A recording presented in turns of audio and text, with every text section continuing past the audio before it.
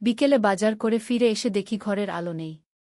Load shedding. আমি চিৎকার করে ছেলেকে ডাকলাম, মা এদিকে এসো। কি তার গলার আওয়াজ খাবার ঘর থেকে আসছে। সেদিকে গিয়ে অবাক, সারা ঘরে মোমবাতি জ্বলছে, টেবিলে সুন্দর করে খাবার সাজানো, ফুল রাখা।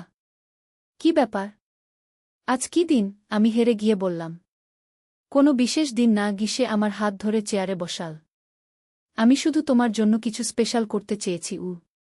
খুব সুন্দর হয়েছে। আমি মুগ্ধ হয়ে তাকালাম। কিন্তু এত কষ্ট করার দরকার ছিল না গিয়ে।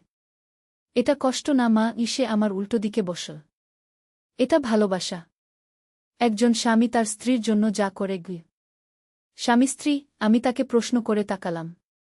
হ্যাঁ মা। সে মোমবাতির আলো আমার দিকে তাকাল। আমি চাই আমাদের রিলেশনটা এভাবেই হোক। আমি তোমার জন্য রোমান্টিক ডিনার করব, তোমাকে সারপ্রাইজ দেবগু। কি বলছিস তুই?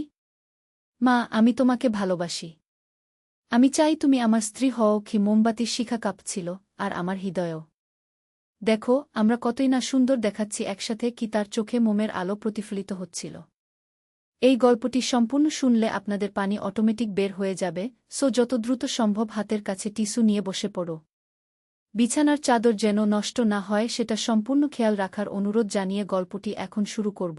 তার আগে সর্বশেষ অনুরোধ, দয়া করে এমন পানি বের করার গল্প নিয়মিত শুনতে আমাদের চ্যানেলটি সকলেই সাবস্ক্রাইব করুন। ধন্যবাদ।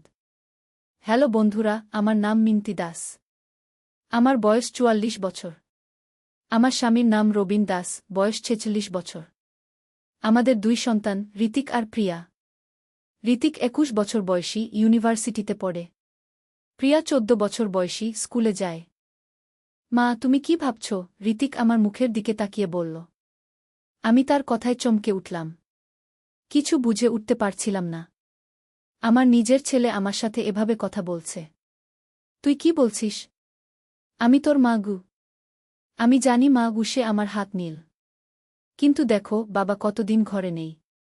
ব্যবসার কাজে সারাক্ষণ বাইরে থাকেন। তোমার কি ভালো লাগে না? আমি তার হাত ছাড়িয়ে নিলাম। কি ভালো লাগে না? এভাবে একা একা থাকতে? কুশে আমার দিকে এগিয়ে এলো।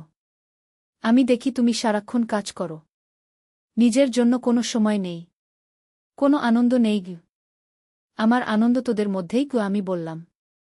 কিন্তু তুমি কি সত্যিই খুশি? ঋতিক প্রশ্ন করল। দেখো মা, আমি বড় হয়ে গেছি। আমি বুঝি। বাবা তোমাকে সময় দেয় না, তোমার সাথে রোমান্টিক কিছু করে না গি। আমি হকচকিয়ে গেলাম। তুই কি বলছিস? আমি শুধু বলছি আমি তোমার যত্ন নিতে চাই, তোমাকে খুশি রাখতে চাই। সে মোমবাতির শিখার দিকে তাকাল। দেখো আজ আমি তোমার জন্য কত সুন্দর পরিবেশ তৈরি করেছি গি। সত্যি বলতে পরিবেশটা অসাধারণ হয়েছিল। কিন্তু এই পরিস্থিতি আমাকে অস্বস্তিতে ফেলে দিয়েছিল। ঋতিক, তুই কি বলতে চাইছিস সেটা আমি বুঝছি না গি। মা, আমি চাই তুমি আমার প্রেমিকা হও, সে স্পষ্ট করে বলল। আমার মাথা ঘুরে গেল।